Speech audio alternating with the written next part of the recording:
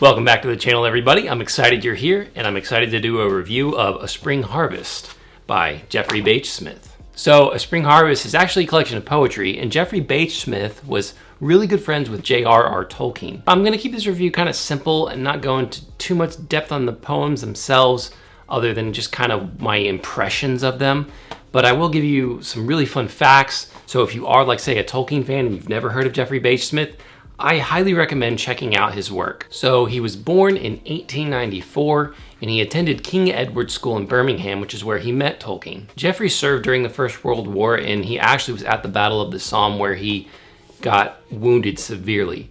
He sadly died in 1916. A couple of years after he died, Tolkien took it upon himself to gather all the poetry of his friend and put them in a collection that he could publish and give to the world. This copy that I have of the book, which has a delightful cover, I believe you can find it on Amazon. It's really nice. It actually includes the original preface that was written by Tolkien himself.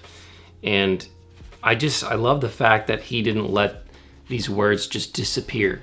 And even though you may never have heard of him, you know, he might be a bit of a more obscure author, it's still worth reading. And I highly recommend it. And I was amazed by this collection because as I was reading it, it's so thoughtful and there's so much like beautiful imagery. There's a lot of like nature imagery, which, you know, Tolkien has a lot in his writing as well, but a lot of symbolism and imagery with like wind and with water and oceans and like vast expanses, trees as well. But there's just a lot of beauty in his style.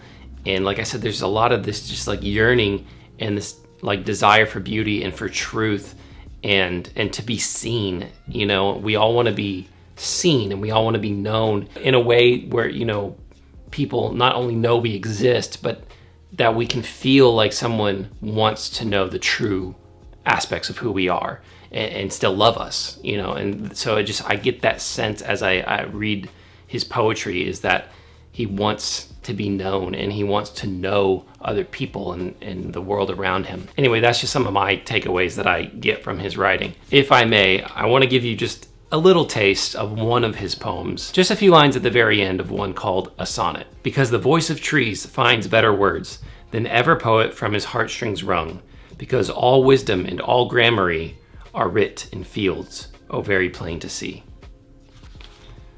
I don't know. I love this whole poem in general, but I just love the way it ends. Just the fact that, like, you know, as much as we want to convey things and speak things from our heart, like, beauty is above us, beyond us, like it belongs to God, and we can see it in all of creation. So the real author, the author of our lives and of our stories, like that speaks greater than what we ever could.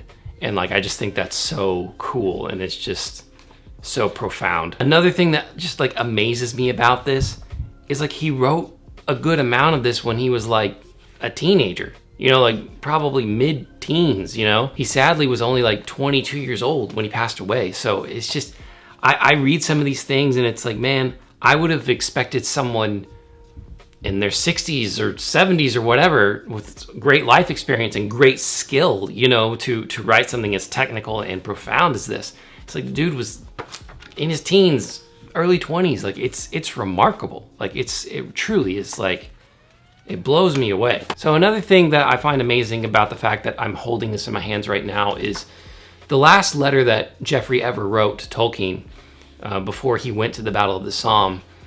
You know, I'm gonna paraphrase the last line here, so forgive me if I don't quote it correctly, but basically he was telling Tolkien that, you know, he doesn't know if he's gonna make it, and he wanted Tolkien to, you know, continue on in the work that they had been doing, and like to entrust him with, you know, the ideas that they had talked about, and to basically, he says, like, to say, please, like, continue to say the words I was trying to say long after I'm there to say them.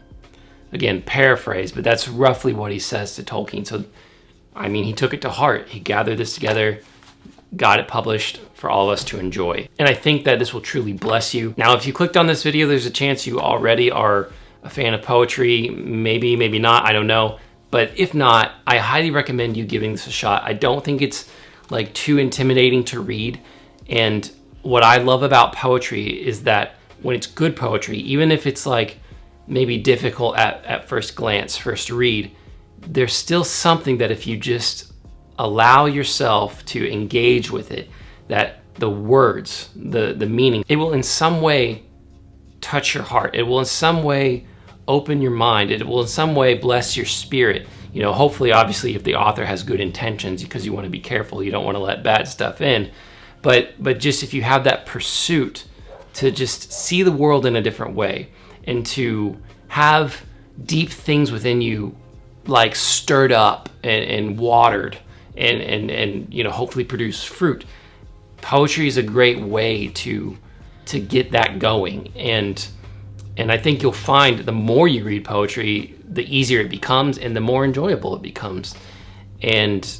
And yeah, I just think there's people who have important things to say, and you can read them, you know, in something like this, it's right here. So that being said, guys, I highly recommend reading A Spring Harvest by Geoffrey Bache Smith. I think you'll enjoy it if you just love literature, poetry, Tolkien, history, all of those good things. As always, guys, thank you so much for taking the time to watch this video.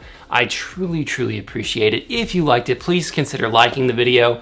And if you enjoyed the content and want to see more things like this, please consider subscribing. I'm still really trying to grow this channel. I've got a little momentum right now, so any help I can get would be a lot. And I'm trying to stay consistent, so hopefully you'll see more things from me soon. Again, guys, thank you so much, and I'll see you in the next video.